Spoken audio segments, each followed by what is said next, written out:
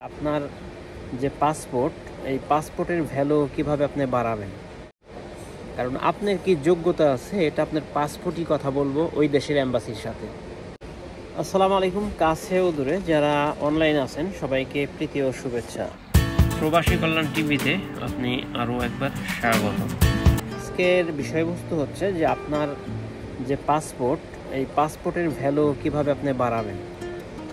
আর পাসপোর্টের ভ্যালুই একমাত্র আপনার যে ভিজিট আপনার সাকসেস করতে পারে, কারণ আপনার কি যোগ্যতা আছে এটা আপনার পাসপোর্টই কথা বলবো ওই দেশের এম্বাসির সাথে। ফর এক্সাম্পল, আপনি মুখে অনেক কিছু বাড়ায় বলতে পারেন, কিন্তু সম্ভব না। যদি আপনার পাসপোর্টের ওয়েট বরাবর থাকে তো আপনি নিশ্চিতভাবে পাসপোর্ট সুইরা মারবেন, ভিসা আপনার 100% হয়ে যাবে। তো এখন মূলত এই প্রসঙ্গেই আজকে আমার আলোচনার বিষয় যে কিভাবে আপনার পাসপোর্টের ভ্যালু আপনি বাড়াবেন। আপনারা জানেন যে আমাদের বাংলাদেশি পাসপোর্ট এমনিতেই তো বিশ্বের অনেক দেশে ওই দেশের ওয়েবসাইটে অ্যাপ্রুভেল অন অ্যারাইভেল থাকার পরেও কিন্তু রিজেক্ট করে দেয়। এরকম আমার সাথেও হয়েছে, বেসিক্যালি আমার সাথেও হয়েছে এরকম। তো যাই হোক, আমরা এ প্রসঙ্গে না, আমরা আজকে আলোচনা করব যে আমার পাসপোর্টের ভ্যালু আমি কিভাবে বাড়াবো। তো আপনি যখন কোনো দেশে ভিজিট শুরু করবেন তখন আপনার শুরুতে কি করা উচিত, আপনাকে একটা মাস্টার প্ল্যান করতে হবে যে আপনি ইউরোপ যাবেন। তো 6 মাসের মধ্যেই আপনি ইউরোপে পৌঁছে যাবেন, ব্যাপারটা এরকম না, কোনো মতেই সম্ভব নয়। আপনার একটা লেন্দি প্রসিডিওর মেনটেন করতে হবে।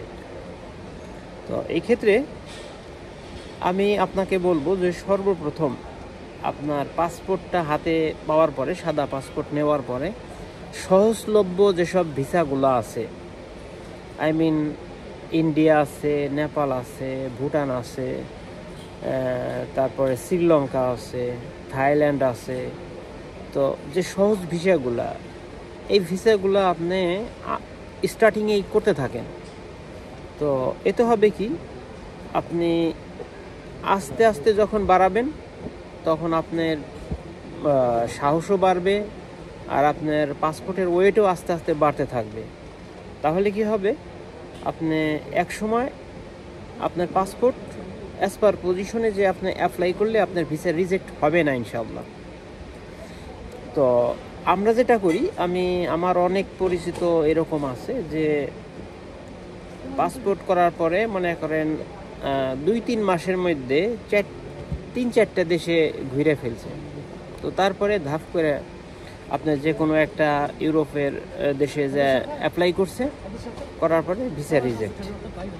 আপনি পাসপোর্ট খালি সাদা পাসপোর্টেও আপনি অ্যাপ্লাই করতে পারবেন, কোনো সমস্যা নাই, বাট ভিসা রিজেক্ট যখন হবে তখন আপনার সময় অর্থ দুইটাই খরচ হবে, আপনার মনও খারাপ হয়ে যাবে।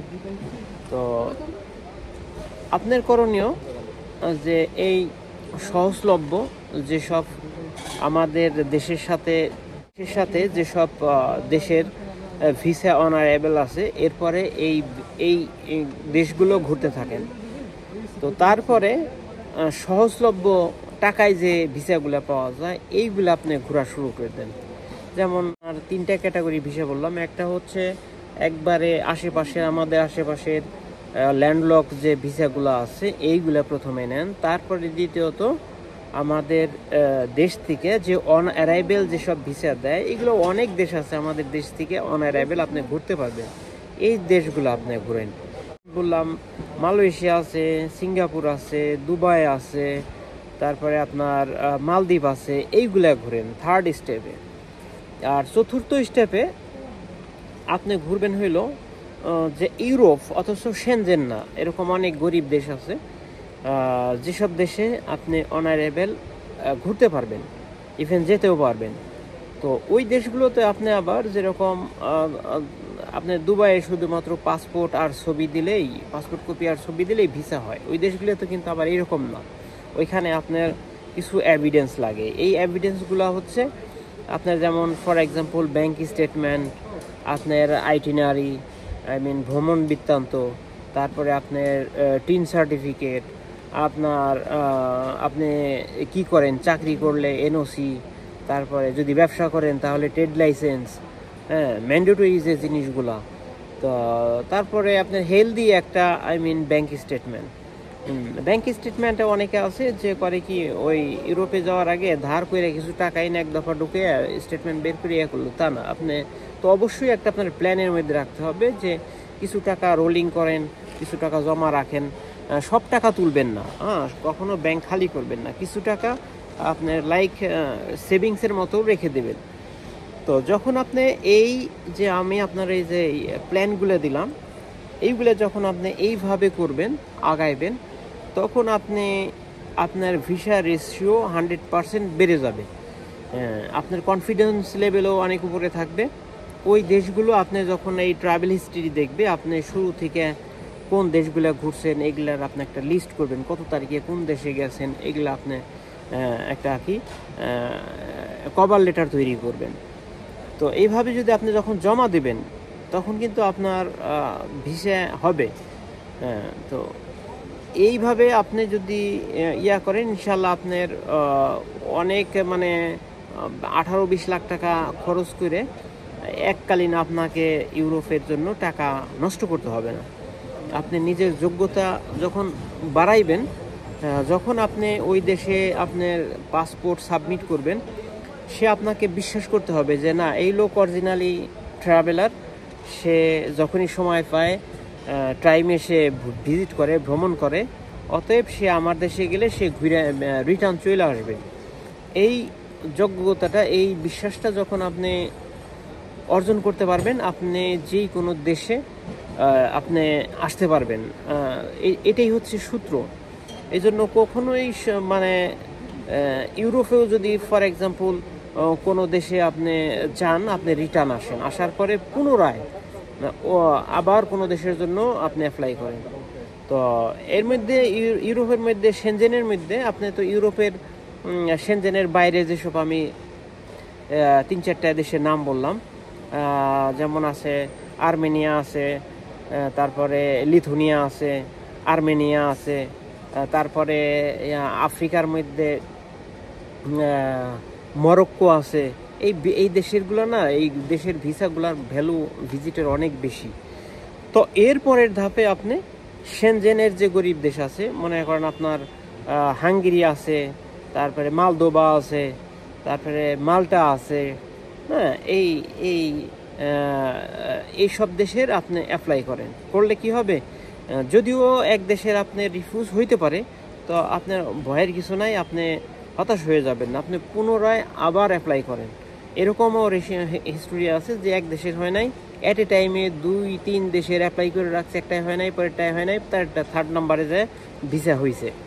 হ্যাঁ, তো এটাই হলো পাসপোর্টের ভ্যালু বাড়ানোর নিয়ম। এইভাবে আপনি যদি প্রসেস করেন, একটা টাইমের মধ্যে, আপনি মিনিমাম 1 থেকে 1.5-2 বছর নিয়ে আপনি এই প্রসেসে আগান।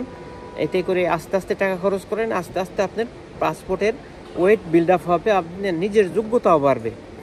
তো ইনশাল্লাহ আশা করি আপনার মনের আশা আল্লাহ তাআলা পূরণ করবে। তো যারা আসলে আমি পিছনে আমার অনেক দেশের অনারেবল ভিজিটের আমার ভিডিও আছে, আমি অনেক দেশে বেড়াইছি। আপনি আমার প্রবাসী কল্যাণ টিভি আমার এই চ্যানেলের নাম, আপনি এই চ্যানেলে পিছনে আপনি গেলে দেখতে পারবেন যে কিভাবে অনারেবল আমি অনেক দেশ ভিজিট করছি। তো আপনি এভাবে পারবেন। তো সেই প্রত্যাশায় আপনাকে ধৈর্য ধরে আপনাকে আগাইতে হবে। ইনশাল্লাহ আল্লাহ তাআলা আপনার অবশ্যই মনের আশা পূরণ করবে। হ্যাঁ, তো সে প্রত্যাশায় আজকে এ পর্যন্তই। আবার কালকে বা নতুন কোনো এপিসোডে আপনাদের সাথে আবার দেখা হচ্ছে। সবাইকে প্রীতীয় শুভেচ্ছা জানিয়ে আজকের মতো বিদায় নিচ্ছি। আল্লাহ হাফেজ। আসসালামু আলাইকুম ওয়া রাহমাতুল্লাহি ওয়া বারাকাতুহু। বাকুতে একজন ফেমাস ব্যক্তি, অন্ধ, ঠিক আছে,